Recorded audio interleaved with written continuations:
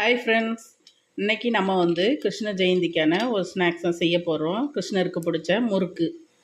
இது பட்டர் முறுக்கு. கடையில் இருக்க மாதிரியே இருக்கும், ரொம்ப டேஸ்ட்டாக இருக்கும். ஒரு 15 நிமிஷத்துலேயே செஞ்சிடலாம். இது எப்படி செய்கிறதுன்னு வாங்க பார்க்கலாம்.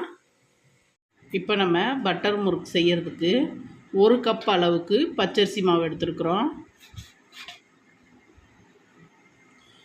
இதுக்கு 1 ஸ்பூன் அளவுக்கு கடலை மாவு, 1 ஸ்பூன் அளவுக்கு பொட்டுக்கடல மாவு சேர்த்துக்கலாம். இப்போ மாவை நல்லா சலிச்சு எடுத்துக்கிட்டோம். இதில் இப்போ 1 ஸ்பூன் அளவுக்கு மட்டும் பட்டர் சேர்த்துக்குவோம். நிறைய சேர்த்தா முறுக்கு கரைஞ்சிரும். ஒரு அரை ஸ்பூன் அளவு உப்பு சேர்த்துக்கலாம். அரை ஸ்பூன் பெருங்காயப்பொடி போட்டுக்கலாம். 1 ஸ்பூன் கருப்பு எள்ளு சேர்த்துக்கலாம். கருப்பு எள்ளு, வெள்ளை எள்ளு எது வேணாலும் சேர்த்துக்கலாம்.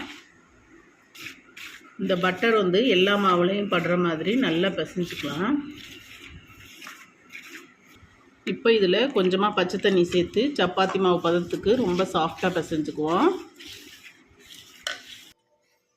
பாருங்கள், இந்த மாதிரி சாஃப்டாக பிசைஞ்சு எடுத்துக்கலாம். இப்போது முறுக்கு விளக்கில் ஸ்டார் அச்சு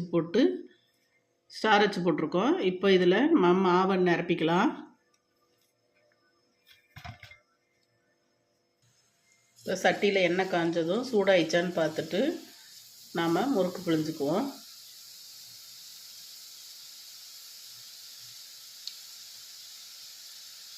முறுக்கு பிழிஞ்சதுமே கரண்டியை வச்சு கிண்டி விட்டுறக்கூடாது. 1 நிமிஷம் வேக விடணும். பாருங்கள், நம்மளோட பட்டர் முறுக்கு ரெடி ஆயிடுச்சு. சூப்பராக நல்லா பாருங்கள், நல்ல மொறுமொறுன்னு இருக்குது. ஈஸியாக இருக்குது பாருங்கள், கடுக்கடுக்குலாம் இருக்காது. ரொம்ப டேஸ்ட்டாக இருக்கும். நீங்களும் வீட்டில் செஞ்சு பாருங்கள். இந்த ரெசிபி உங்களுக்கு பிடிச்சிருந்தா லைக் பண்ணுங்கள், ஷேர் பண்ணுங்கள், சப்ஸ்கிரைப் பண்ணுங்கள். Bye friends.